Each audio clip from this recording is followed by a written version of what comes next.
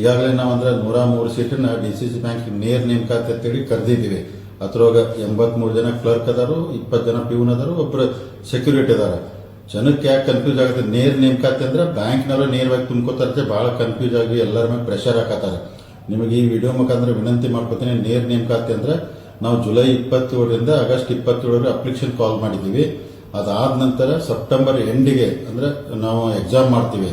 ಅಂದ್ರೆ ನೇರ ನೇಮಕಾತಿನ ಡೈರೆಕ್ಟ್ ತುಂಬ್ಕೊಳಕ್ ಹೋದ ನೀವು ಎಕ್ಸಾಮ್ ಬರೆದು ಎಕ್ಸಾಮ್ದಲ್ಲಿ ಪಾಸ್ ಆದ್ರೆ ನಿಮಗೆ ಇಂಟರ್ವ್ಯೂ ಬರ್ತೈತಿ, ಇಲ್ಲಂದ್ ಬರಂಗಿಲ್ಲ. ಅದಕ್ಕೆ ತಾವೆಲ್ಲರೂ ದಯಮಾಡಿ ನೇರ ನೇಮಕಾತಿ ಅನ್ನೋದು ತಲೆಯಲ್ಲಿ ತೆಗೆದು ತಮಗೆ ಸುಮಾರು 1.5 ರಿಂದ 2 ತಿಂಗಳು ಟೈಮ್ ಇರ್ತೈತಿ. ಸ್ಟಡಿ ಮಾಡ್ರಿ, ಬ್ಯಾಂಕಿಂಗ್ ಬಗ್ಗೆ ಚಲೋ ಎಕ್ಸಾಮ್ ಬರೀರಿ.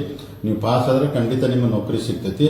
ಇದ್ರ ಜೊತೆಗೆ ಯಾಕಂದ್ರೆ ಬಹಳ ಜನ, ಯಾಕಂದ್ರೆ ನಾನು KMF ಚೇರ್ಮನ್ ಇದ್ದಾಗ ನನ್ನ ಅನುಭವ ಹೇಳ್ತಾ ಇದ್ದೀನಿ, ಬೆಳಗಾವಿ ಹಾಲು ಒಕ್ಕೂಟಿದ್ದಾಗ ಹೇಳ್ತೀನಿ, ಈ ನೌಕರಿ ಅಂತ ಬಂದಾಗ ಬಹಳ ಜನ ಏಜೆಂಟ್ಗಳು ಹುಟ್ಕೊಂಡ್ಬಿಟ್ಟು ನಮಗೆ ಅವ್ರ ಪರಿಚಯದವರು ಇವ್ರ ಪರಿಚಯದವರು ನೀವೆಲ್ಲ ದುಡ್ಡು ಕೊಟ್ರೆ ನಾವು ನಿಮ್ಗೆ ನೌಕರಿ ಹಚ್ಕೊಡ್ತೇವೆ. ಬಹಳ ಜನ ದುಡ್ಡು ಕಳ್ಕೊಂಡಾರ. ನಮ್ಮ ಬೆಳಗಾವಿ ಜಿಲ್ಲಾ ಜನ ದುಡ್ಡು ಕಳ್ಕೊಂಡಾರು. ದಯಮಾಡಿ ಯಾರಂತ ಮಧ್ಯವರ್ತಿಗಳು ಬಂದ್ರೆ ಯಾರನ್ನೂ ಹಚ್ಕೊಳಕ್ ಹೋಗ್ಬೇಡ್ರಿ.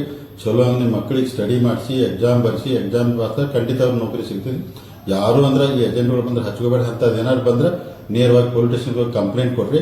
ಬ್ಯಾಂಕ್ ಅಂದ್ರೆ ನಾವೇನು ಎಕ್ಸಾಮ್ ಭಾಳ ಮೆರಿಟ್ ಇಲ್ಲಿ ಕ್ಲೀನ್ ಏನ್ ಮಾಡ್ತಾ ಇದೀವಿ, ಅದಕ್ಕೆಲ್ಲರೂ ಸ್ಟಡಿ ಮಾಡಿ ಎಕ್ಸಾಮ್ ಅಟೆಂಡ್ ಮಾಡಿ ನೀವು ಬರೆದ್ಬಿಟ್ಟು ಪಾಸ್ ಆಗಿ ನಿಮಗೆಲ್ಲ ದೇವರು ಅನುಕೂಲ ಮಾಡ್ಲತ್ತೆ ನಾನು ಹಾರೈಸ್ತೀನಿ. ಅದಕ್ಕೋಸ್ಕರ ಈ ವಿಡಿಯೋ ಮಾಡಿದ್ದೀನಿ. ಎಲ್ಲರಿಗೂ ನಮಸ್ಕಾರ.